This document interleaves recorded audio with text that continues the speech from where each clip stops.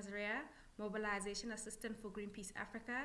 And my question for you is, what is for you the most important role of offline mobilization in Greenpeace? I think offline mobilization has a number of different important components. One is just that face-to-face kind of experience that offline volunteering brings and mobilization brings. There's nothing like having a politician or a corporate person or even just a person who you know in your neighborhood have to have a conversation with a real person that has a different opinion or wants to engage them in a way that is meaningful. So it could be an accountability conversation.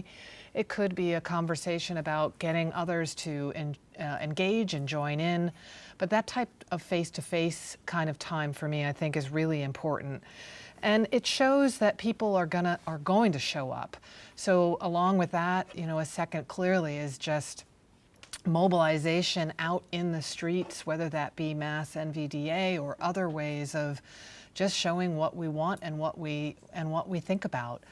So those are just two examples. I just think this deep change that we need is really only going to be possible if we combine the online type of activism with this offline, with this people-to-people, face-to-face, come and really talk to me, figure out what I want, what I need, and how we move forward. My name's Alex. I work for Greenpeace New Zealand in supporter relations. And my question is, why is it important to encourage NROs and baskets to genuinely put people at the heart of their campaigns? Okay, so why do people have to be at the heart of our campaigns? It's only through and with people that we're actually going to make the change that we want to see in the world. And that's why people have to be at the very heart and at the very beginning of us building and creating our campaigns. That's the whole point behind A Billion Acts of Courage, is that we actually recognise that it's not us on our own that's going to make the change. It's only with lots and lots of other people out there who actually believe and think that that change is possible that we'll be able to do it together. So with people and through people, we can actually shift the way in which people think and are approaching the environment and the way we're living together.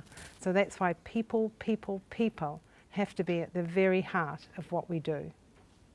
Hi, my name is Luz Leantec and I work as a volunteer in Greenpeace Andino, Chile. My question to you is, how can we have more offline representation in engagement strategies, assuring a holistic vision of supporters, volunteers, donors, cyber activists? Bye! Thank you! So the question is, how do we have more offline thinking from our volunteers and our donors built into our strategies? And I think the answer is really obvious, is that volunteers and donors have to be built into creating our strategies right at the very beginning. So we have to think about how we approach our campaigning and how we approach our planning in a very different way and be much more inclusive about who we're asking about what's going to work and how it's going to work out in the real world. So the simple answer is, you guys need to be involved. You need to be involved right from the very beginning in how we're planning our projects and our campaigns, and that's perfectly doable.